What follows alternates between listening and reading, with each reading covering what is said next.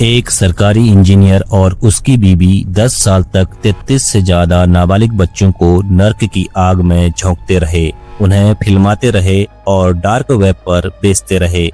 दोस्तों, कल्पना कीजिए, अंधेरे कमरे में एक छोटा सा बच्चा रो रहा है, चीख रहा है, लेकिन उसकी चीखें सिर्फ पैसे कमाने का सामान बन जाती है।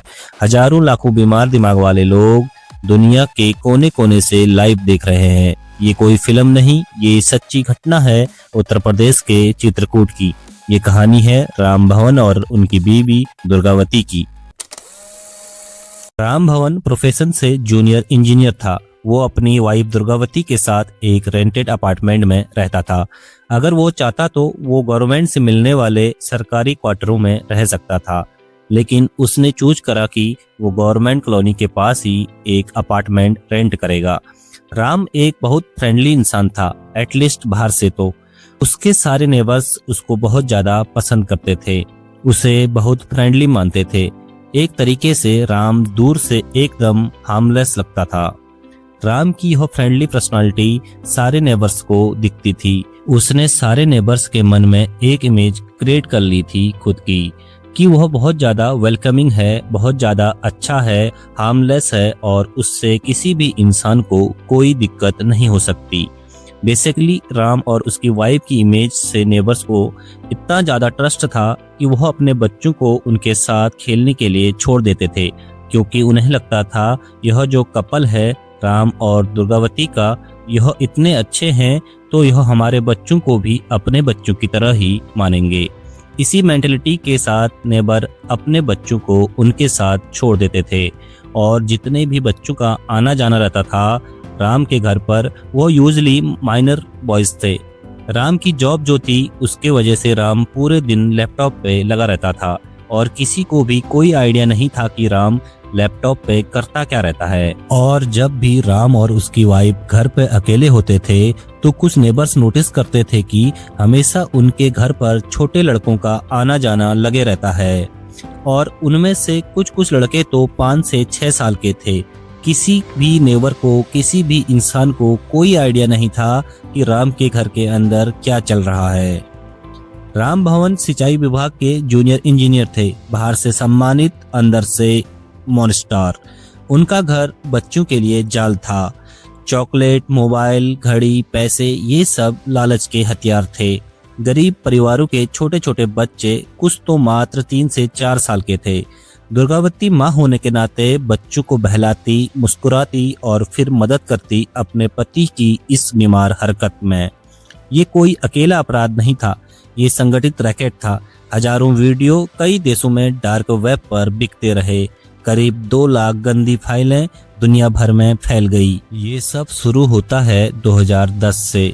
राम भवन और दुर्गावती बच्चों को बुलाते, पहले प्यार से बातें करते, गिफ्ट्स देते, गेम खिलाते और फिर नर्क शुरू होता।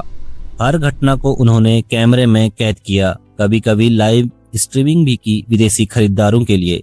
बच्चे चीखते, रोते, गिड़गिड़ाते, लेकिन इस दंपति के चेहरे पर कोई भाव नहीं था। एक पीड़ित बच्चे ने बाद में कहा था कि मैं मुस्कुराना भी भूल गया था। 10 साल कई निर्दोष बच्चे, उनकी बचपन, उनकी आत्मा, सब कुछ चूर चूर कर दिया गया। लेकिन जैसे हर अंधेरे के बाद सूरज निकलता है, वैसे ही 2019-20 के आसपास यूपी से 7000 किलोमीटर दूर बेल्जियम में एक वीडियो सर्कुलेट होना शुरू होती है। वो वीडियो सिर्फ 1 से 2 सेकंड की थी। बेल्जियम की पुलिस ने जब इस वीडियो क्लिप को देखा तो वह पूरी तरीके से कंफ्यूज हो गए थे, क्योंकि बेल्जियम पुलिस को समझ नहीं आ रहा था कि वीडियो क्लिप आई कहां से। इस वीडियो क्लिप की इन्वेस्टिगेशन के दौरान बेल्जियम पुलिस एक ट्रक ड्राइवर को पकड़ती है, जिसके पास एक पेन ड्राइव निकलती है और जो उस पेन ड्राइव में पुलिस को मिलता है वो देखकर पुलिस एकदम दंग रह जाती है। उस एक अकेले पेन ड्राइव में हजारों ऐसी वीडियोस थी जिसे देखकर वो सब चौंक जाते हैं। वो सारी वीडियो क्लिप बेल्जियम की तो नहीं लग रही थी, लेकिन उन हजारों क्लिप में एक चीज कॉमन थी। उन वीडियो क्लिप में जो भी विक्टिम थे उन सब को अब्यूज करते टाइम बैकग्राउंड में हिंदी गाने चलाए जा रहे थे। और इसी एक क्लू से यह साफ हो गया था कि ये सारी वीडियो यूरोप से नहीं बल्कि इंडिया से है। बेल्जियम की पुलिस इन सारी वीडियो क्लिप को इंटरपोल के साथ शेयर करती है। इंटरपोल इन सारी वीडियो क्लिप को इंडियन अथॉरिटीज को हैंडओवर करती है और जब इंडियन अथॉरिटीज इन्वेस्टिगेशन करती है तो उन्हें पता चलता है कि 3 फोन नंबर हैं जिनसे ये सारे वीडियो क्लिप सर्कुलेट की जा रही है फ्रॉम इंडिया। उसके बाद ये सारे वीडियो क्लिप सीबीआई तक पहुंचती है। जब सीबीआई उन तीनों फोन नंबर को ट्रेस करती है तो उन्हें दिखता है कि तीनों फोन नंबर का कनेक्शन एक एड्रेस से आ रहा है और वो एड्रेस यूपी में था, जिसका मतलब क्लियर था कि यूपी के एक प्राइवेट रेजिडेंस के अंदर इन सारे विक्टिम को अब्यूज करा जा रहा है, इनकी वीडियो बनाई जा रही है और वहीं से इन सारी वीडियोस को सर्कुलेट करा जा रहा है all over the world.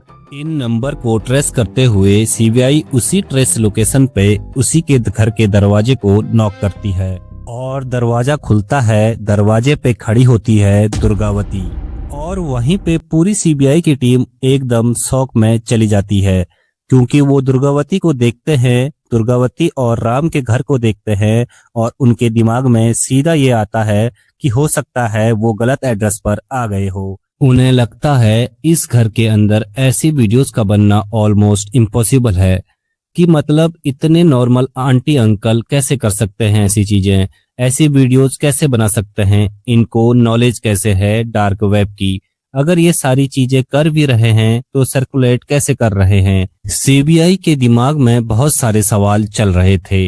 Ram और दुर्गावती पे शक काफी कम हो चुका था लेकिन अब भी 1-2% शक था और जब घर की छानबीन शुरू हुई तो सीबीआई को समझ आ गया था कि यही 2 लोग हैं जो इस पूरे रिंग को रन कर रहे हैं।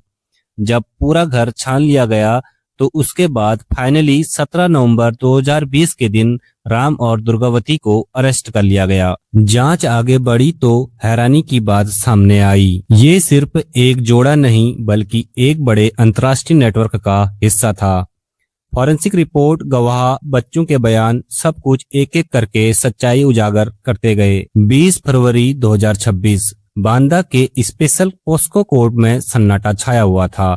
जज ने फैसला सुनाया और पूरा कोर्ट स्तब्ध रह गया। पूर्व जूनियर इंजीनियर राम भवन उम्र 50 साल और उनकी पत्नी दुर्गावती उम्र 47 साल, दोनों को मौत की सजा सुनाई गई। दोस्तों, ये कहानी सिर्फ एक केस नहीं है, ये चेतावनी है। राक्षस हमेशा जंगल में नहीं, कभी कभी हमारे पड़ोस में सम्मानित चेहरे के साथ रहते हैं। बच्चों को सुरक्षित रखना हम सब की जिम्मेदारी है। आपको क्या लगता है, क्या मौत की सजा इन जैसे अपराधियों के लिए सही है? कमेंट में जरूर बताएं। वीडियो को लाइक करें और शेयर करें और चैनल को सब्सक्राइब करना ना भूलें। अपने बच्चों को, अपने परिवार को सुरक्षित रखें। धन्यवाद।